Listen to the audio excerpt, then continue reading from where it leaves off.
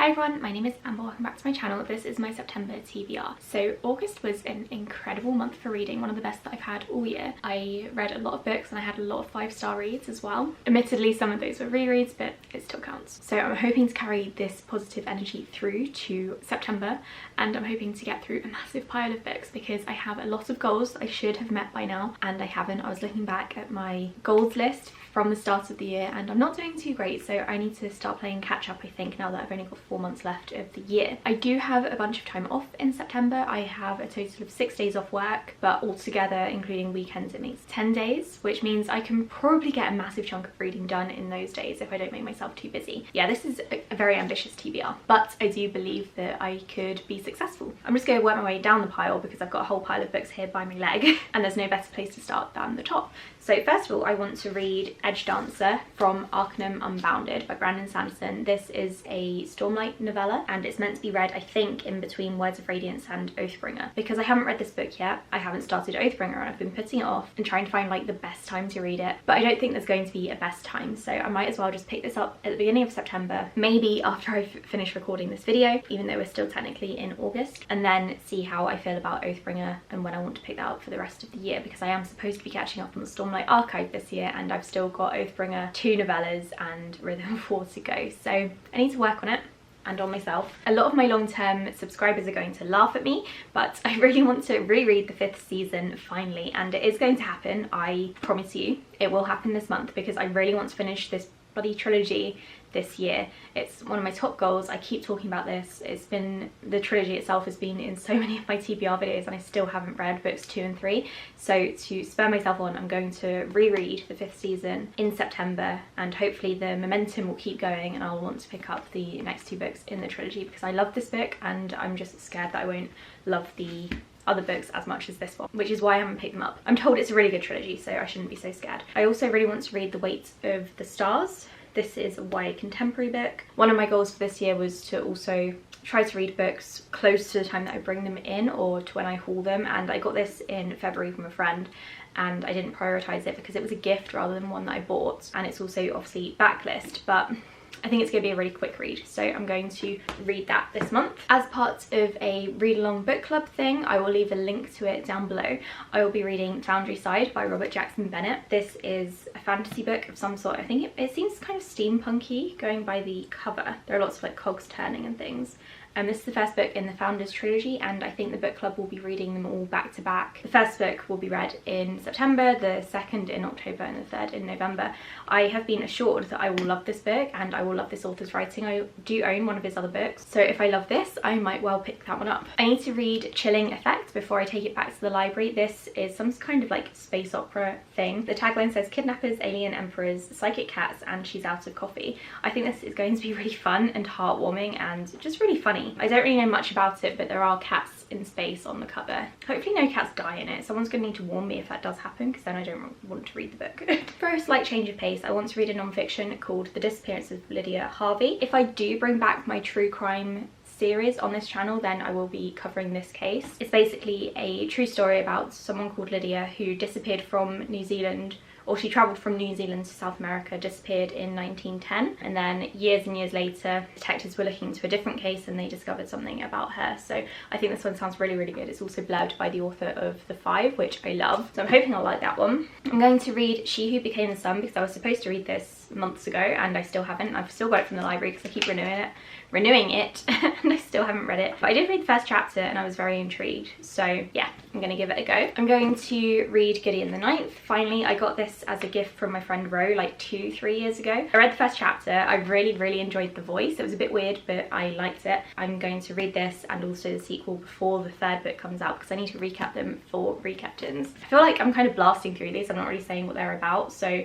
Gideon the Ninth is like it's pitched as lesbian necromancers in space, but I've heard that's not necessarily true. There are necromancers and there are lesbians, but I don't think it's necessarily that kind of vibe. She Who Became the Sun, I've got no idea. Ooh, my ring just went flying. I've got no idea what Who Became the Sun is about. I know that it's set in China It's historical fantasy, I think. Have I covered all the others? Wait, the Stars is white, contemporary of some kind. Yeah, I think that's pretty much all I know. Anyway, moving on. I'm going to read The Only Good Indians by Stephen Graham Jones, who is a Native American author. This is adult horror. It's apparently very, very gruesome, and I'm hoping to do a Stephen Graham Jones project where I decide which one of his books is best in time for Halloween. So I don't have much time left. I should have started prepping for this sooner. I've been told that this book is very, very strange, but it is blurbed by both Paul Tremblay and Josh Malerman. I quite enjoy their horror books most of the time, so I'm hoping this is also going to be a really good book. And I feel like this is the book that kind of launched Stephen Graham Jones's career and really put him on the map for some people, I think. Not that he wasn't a prolific author before this one came out, but I think this was like the one. So in this one, I believe there is a group of friends who go hunting and they shoot an elk, and then the elk spirit comes back to haunt them or something. Rebecca Roanhorse also really loved it, and I'm hoping it's going to be really good. I just need to keep an open mind and know that it is going to be strange. I'm also going to pick up History of Wolves, which I hauled recently. I got this from a charity shop. I don't really know much about this one. The main character used to, or lives on an ex-commune with her parents, and she's known as kind of the outsider, like the main character in Where the Crawdads Sing, who grew up in a swamp. She's never really felt like she belongs in this community until one day secrets come to light and she starts to get to know another person, I think. That's the kind of vibe I'm getting from this one. I don't know loads about it, obviously, but it's a short read, and like I said, I'm trying to read books close to the time that I bring them in, and this would be a good one to fit in when I'm in the mood for more literary fiction, I think. I'm running out of space for these. This pile. Start up here and hope it doesn't fall on my head. I also really want to read Red Clocks because I'm kind of in the mood for it. This is like a dystopian future, I think, where abortion is banned. IVF is also illegal, and Celeste Ng, the author of Little Fires Everywhere, said that she was blown away by this one. I'm really in the mood for some feminist fiction, whether it's kind of dystopian or very, very close to the real lives of Americans right now.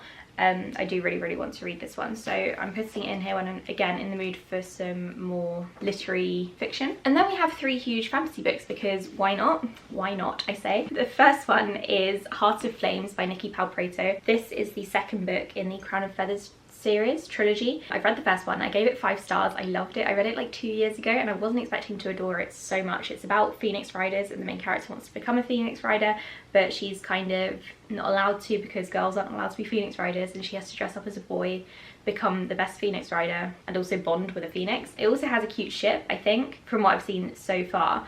I really, really enjoyed the first book, and it's honestly a tragedy that I haven't picked up the second one yet, but I do really want to finish this trilogy this year. It was one of my goals, so this is going on my September TBR, and now that I'm talking about it, I'm really hyped to get to it. I also really, really want to read Queen of Queen and Whispers. So I read the first chapter of this one and I really, really vibed with it. It was for like a try a chapter tag, I think, and this is also one that I hauled back in February, and it's the oldest hauled book from 2022 that I haven't read yet, bar one. So I do need to get to it to fulfill my goal of reading books close to the time that I bring them in. This one is about a teenager called Lydia, I think, and she inherits a broken kingdom from her uncle who dies, and I think the whole thing is like corrupt. And then there's also another woman whose name I can't remember, Xania, and they fall in love. I don't know why I did that. They love each other. Yeah, and I think Xania is meant to be like the spy master or daughter of a spy master or something. I think it's like hate to love. And I followed the author on Twitter and she seems wonderful. Really looking forward to this one. I think it's one that I'm going to adore. And finally, last on my TBR is City of Lies by Sam Hawke. This is a book about a poison taster, I think. It's adult fantasy and it's given me sort of poison study vibes by Maria V. Snyder, if any of you remember that, from like 2007, just because of the subject matter. But I actually hauled the second book in this series recently, or I'm about to in my next book haul, because spoiler alert, I've bought more books. I found it in a charity shop, and one of my rules for this year was to, if I bring in a sequel, I have to start the series or catch up with the series, depending on the case, the following month. So I need to actually like make progress with the series on my TBR. And I've had this one for quite a few years now because my friend Justine really, really loved this one, and I bought it because of her, and I just never got around to it. So it's very chunky, but I think I can handle it. I'm really in the mood for some fantasy right now, so that's why there's so much fantasy on my TBR. That's my TBR for September. Let me know what you think of it. This video is actually quite short compared to normal because I didn't have loads to say about all of these books, but I'm very, very excited for all of these. I'm planning on reading a lot of NetGalley books as well, but because it's still August as I'm recording this, I don't know how many books I'm going to have gotten to through or for ARC August, which I'm currently in the middle of. Yeah, I'm not going to talk about any of my NetGalley books, but I might do a NetGalley check-in maybe in October, and we can talk about my goals for that for the last quarter of the year. We can see how I do. But yeah, this is my September TBR. Let me know what you think, if you've read any of these books, if you would recommend them. Thank you so much for watching, and I'll speak to you all in the next video. Bye.